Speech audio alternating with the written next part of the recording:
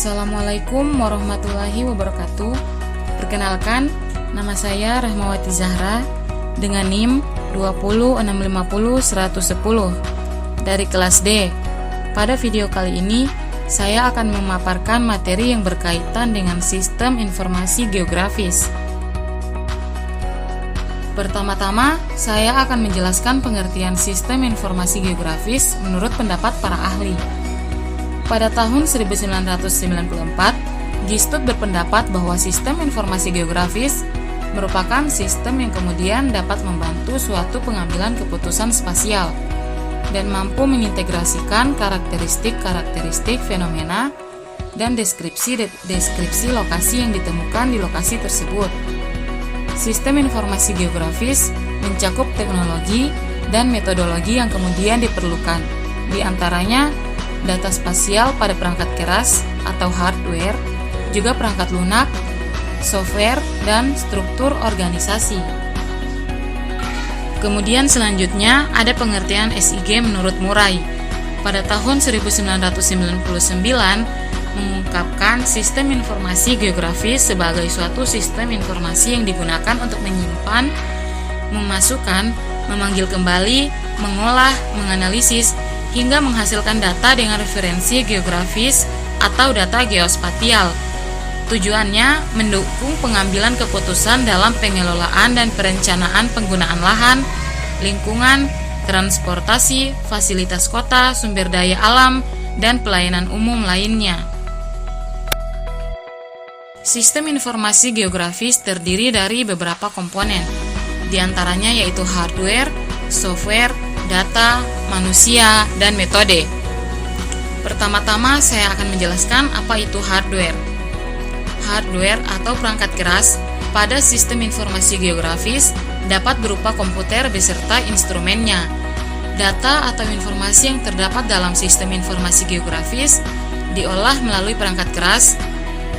Perangkat keras dapat dibagi menjadi 3, yaitu alat masukan atau input sebagai sarana untuk memasukkan data ke dalam jaringan komputer, misalnya scanner, digitizer, dan CD-ROM. Yang kedua, alat pemrosesan merupakan sistem dalam komputer yang berfungsi mengolah, menganalisis, dan menyimpan data yang masuk sesuai kebutuhan, misalnya Central Processing Unit atau CPU, tape drive, dan disk drive. Kemudian yang ketiga, alat keluaran atau output berfungsi menayangkan informasi geografis sebagai data dalam proses SIG, misalnya Visual Display Unit, plotter, dan printer. Komponen sistem informasi geografis yang kedua yaitu software atau perangkat lunak, merupakan sistem yang berfungsi untuk memasukkan, menyimpan, dan mengeluarkan data yang diperlukan. Perangkat lunak meliputi proses komputerisasi yang berhubungan dengan masukan data, data tambahan, data dasar geografi, transformasi, dan penayangan serta pelaporan data. Beberapa jenis software berupa program komputer yang biasa dimanfaatkan antara lain program AutoCAD, ArcInfo, ArcView, dan program lainnya. Komponen yang ketiga yaitu brainware atau kemampuan manusia. Brainware merupakan kemampuan manusia dalam pengelolaan dan pemanfaatan sistem informasi geografis secara efektif dan efisien. Secanggih apapun teknologi yang digunakan, manusia merupakan subjek atau pelaku yang sangat penting dalam mengendalikan seluruh sistem. Artinya, manusia tetap memegang peran yang sentral dalam sistem informasi geografis. Koordinasi dalam pengelolaan SIG sangat diperlukan agar informasi yang diperoleh tidak simpang siur, tetapi tepat dan akurat. Komponen yang keempat yaitu data. Pada prinsipnya, terdapat 2 jenis data untuk mendukung sistem informasi geografis, yaitu 1. Data spasial. Data spasial adalah gambaran nyata suatu wilayah yang terdapat di permukaan bumi. Umumnya direpresentasikan berupa grafik, peta, gambar dengan format digital dan disimpan dalam bentuk koordinat X, Y, vektor, atau dalam bentuk image raster yang memiliki nilai tertentu. Kemudian yang kedua ada data non-spasial atau atribut.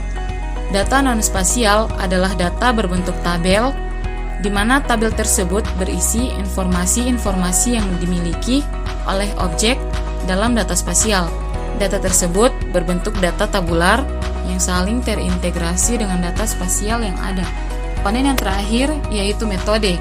Metode merupakan komponen sistem informasi geografis yang merujuk pada sekumpulan alat, algoritma, dan fungsi yang dijalankan dalam proses sistem informasi geografis. Dari banyaknya metode teknik maupun pendekatan dapat dikelompokkan menjadi 1. Pemasukan data, meliputi scanning, digitasi, copy paste data. 2. Penyimpanan data, meliputi pembangunan basis data spasial, data interoperability. 3. Manipulasi data, meliputi konversi raster ke vektor dan sebaliknya, konversi proyeksi dan sistem koordinat. Query data, baik query secara lokasi spasial atau query berdasarkan data atribut. Yang kelima, analisis pemodelan, meliputi analisis spasial dalam format vektor maupun raster. Yang keenam, visualisasi data, meliputi desain simbol peta, layouting peta, pembuatan grafik. Yang ketujuh, ada diseminasi data, meliputi pencetakan peta atau publikasi peta melalui WebGIS atau sistem web lainnya. Dalam sistem informasi geografis terdapat metode layers yang dapat diartikan sebagai lapisan data yang mewakili setiap objek yang akan dipetakan. Seperti yang kita ketahui bahwa peta merupakan gambaran objek-objek yang ada di permukaan bumi, baik objek alami maupun objek buatan manusia. Untuk mempermudah dalam penyajiannya, setiap objek tersebut dipilah-pilah menjadi layer-layer yang berbeda, di mana setiap layer hanya berisi satu jenis objek yang homogen saja. Berdasarkan gambar tersebut, dapat dilihat bahwa setiap layer data dalam SIG mewakili satu objek yang ada di permukaan bumi, seperti jalan, penggunaan lahan, batas administrasi, hidrografi, ketinggian, dan citra sebagai base map. Sebagai catatan, bahwa dalam menyajikan objek di permukaan bumi menjadi sebuah layar data sistem informasi geografis harus disesuaikan dengan jenisnya, apakah berupa titik, poin, garis, atau polyline, dan area atau poligon. Subsistem dalam sistem informasi geografis.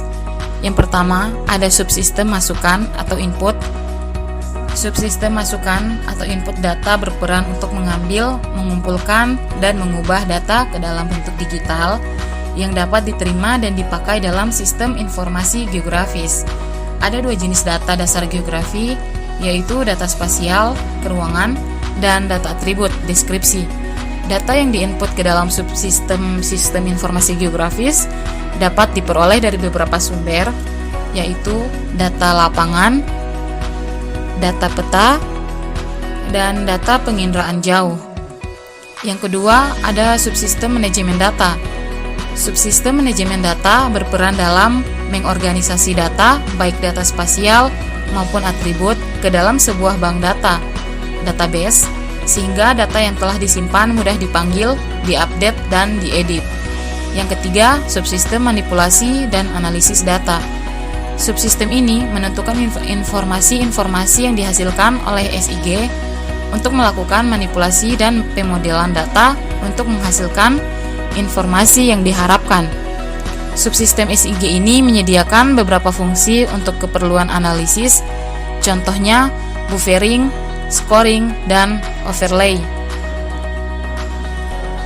Di antara ketiga contoh fungsi tersebut, maka fungsi overlay adalah fungsi yang paling sering digunakan dalam sistem informasi geografis. Fungsi overlay atau tumpang tindih adalah menggabungkan beberapa peta tematik yang memiliki informasi berbeda terkait suatu area geografis tertentu. Yang keempat, ada subsistem penyajian data atau output. Subsistem penyajian data menampilkan atau menghasilkan seluruh atau sebagian baris data, baik dalam bentuk soft copy maupun hard copy, seperti tabel, grafik, peta, dan lain-lain. Dari data output ini, pengguna dapat memperoleh informasi yang akan membantu dalam pengambilan keputusan pada perencanaan pembangunan. Manfaat sistem informasi geografis dalam manajemen tata guna lahan. Manfaat sistem informasi dalam bidang ini adalah pemetaan penggunaan lahan dan digunakan sebagai acuan perencanaan pembangunan agar pembangunan dapat terencana lebih awal dan dapat tumbuh dengan teratur serta tetap memperhatikan kelestarian lingkungan. Manfaat sistem informasi geografis dalam penataan perkotaan. Ada banyak manfaat sistem informasi dalam dunia perencanaan wilayah dan kota, di antaranya sebagai berikut. Yang pertama, menata bangunan dalam suatu wilayah menjadi lebih rapi. Yang kedua, dapat mengetahui adanya sumber daya alam. Yang ketiga, mengamati bencana alam. Yang keempat, menyusun perencanaan kota dan wilayah. Yang kelima, bisa mengetahui sumber daya. Yang keenam, mengetahui sarana dan prasarana. Yang ketujuh, mengetahui keadaan pariwisata. Yang kedelapan, menyusun jaringan transportasi. Dan kesembilan, mengetahui kualitas sosial dan budaya. Dan yang terakhir, mengetahui potensi industri wilayah. Demikian pemaparan dari saya tentang sistem informasi geografis. Lebih dan kurangnya mohon dimaafkan. Wabillahi taufiq wal hidayah. Wassalamualaikum warahmatullahi wabarakatuh.